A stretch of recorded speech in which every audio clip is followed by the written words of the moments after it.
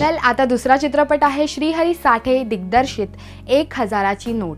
आजोबामध्ये कथानक नाही ही कंप्लेंट इथे दूर होते, कारण चित्रपटाचं कथानकच या चित्रपटाचा प्लस पॉइंट आहे आणि त्यात उषा नाईक आणि संदीप पाठक या जोडगोळीने हे कथानक मस्त फुलवलंय. कारण क्रमांक 1, नावाभोवती फिरणारं कथानक. वेल, ह्या चित्रपटाचं कथानक अतिशय साधं सरळ सोपं आहे, पण ह्या चित्रपटाचं कथानक सोपं आहे हे आपल्याला चित्रपट पाहिल्यावरच कळतं.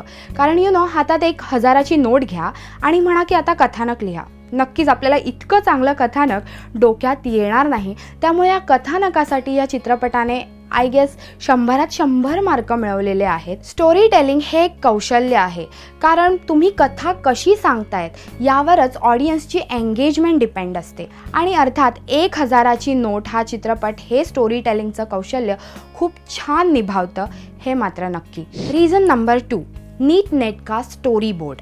या चित्रपटाचा स्टोरी बोर्ड एकदम मजबूत होता. याचं बेस्ट एक्झाम्पल म्हणजे या चित्रपटातले 2 सीन जे फार महत्त्वाचे आहेत. एक सीन ज्यामध्ये आजी माचिसची शेवटची जी उरलेली काडी आहे ती पेटवत असते. अर्थात ती काडी जर गेली तर तिला अंधारात राहावं लागणार आहे. या परिस्थितीचं गांभीर्य तिच्यासाठी फार मोठं आहे आणि ती देवाच्या फोटोकडे पाहून एक छान रिॲक्शन देते. हा एक सीन. आणखी एक सीन, चित्रपटाची सुरुवात ही आजीचं कॅरेक्टर एस्टॅब्लिश करण्यात घालवली आहे.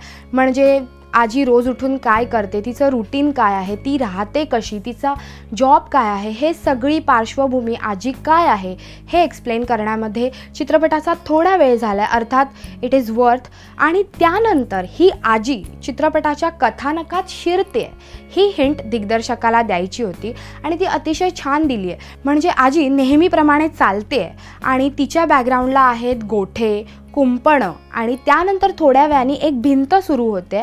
आजी त्या भिंतीसमोरून चालते आणि त्या भिंतीवर प्रचाराची पत्रकं चिकटवलेली आहे. अगदी गर्दी झाली आहे त्या भिंतीवर पत्रकांची. आणि ह्या हिंटवरून आपल्याला कळतं की आता आजी कथानकात शिरते. So this is the beauty of direction आणि ती तुम्ही या चित्रपटात एन्जॉय करता.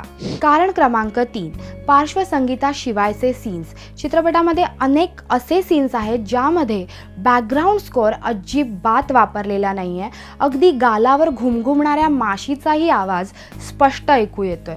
सो पार्श्वसंगीताला पार्श्वसंगीताप्रमाणे वागवण्याची जबाबदारी या चित्रपटात अगदी व्यवस्थित पार पाडली आहे. उगीचच चित्रपटामध्ये पार्श्वसंगीत वापरलं किंवा प्रसंगाचं गांभीर्य दाखवण्यासाठी पार्श्वसंगीत वापरलं जातं हा गैरसमज तुम्हाला इथे अजिबात आढळत नाही.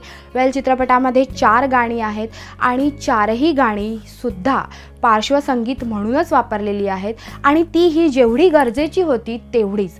जे काही प्रसंगाचं गांभीर्य तयार होतं, जे काही कथानक फुलतं ते पार्श्वसंगीत बॅकड्रॉपला राहून उषा नाईक आणि संदीप पाठक यांच्या अभिनयाने हे कथानक फुलतं. सो बेसिकली चित्रपटामध्ये किंवा या संपूर्ण प्रेझेंटेशनमध्ये हा बॅलन्स ठेवण्याचं काम संगीतकार शैलेंद्र बर्वे आणि दिग्दर्शक श्रीहरी साठे यांनी अतिशय व्यवस्थित केलेलं आहे. कारण क्रमांक 4, फायनेस्ट प्रॉडक्ट. बऱ्याच वेळेला दिग्दर्शकाबाबत त्याचे कलाकार, त्याचे निर्माते म्हणतात की आमच्या दिग्दर्शकाला नेमकं काय हवंय हे त्याला माहिती आहे.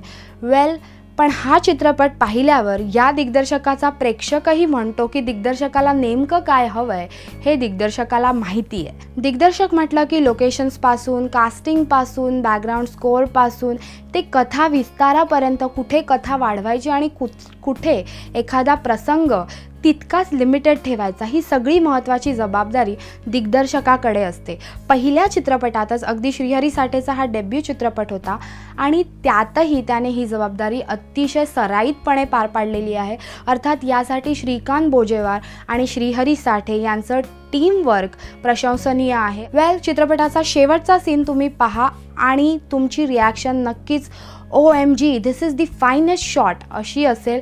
चित्रपट इतका सराईतपणे बनवला गेला आहे. ऑफकोर्स हे एक्झॅजरेशन नाही आहे, जे मी पाहिलं ते मी तुम्हाला सांगते. 5वं आणि शेवटचं कारण, मॉरल ऑफ द स्टोरी. वेल, ही आजी आहे, एकटी राहते.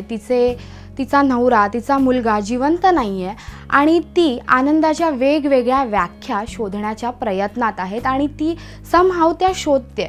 कुठेतरी वाचलेलं की हॅपीनेस इज नॉट डिवाइन. आनंद पवित्र नसतो. आनंद नेहमी कुठच्या ना कुठच्या गोष्टीपासून प्रभावित झालेला असतो. तो आपण तयार केलेला असतो, निर्माण केलेला असतो आणि म्हणून आनंदी सिच्युएशनला आपण आनंदी राहतो. It's a very tricky situation. पण आजी ही सिच्युएशन एक्सप्लेन करते.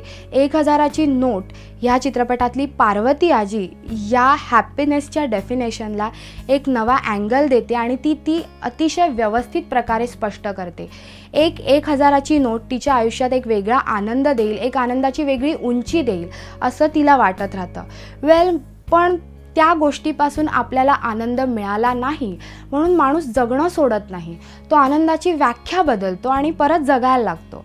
आणि हेच बेसिकली ही पार्वती आजी आपल्याला सांगते. सो विथ नो कन्फ्युजन मी या चित्रपटाला देते 4 स्टार्स. तुम्ही जा आणि हा चित्रपट नक्की पहा. It's a pleasant experience to watch this film.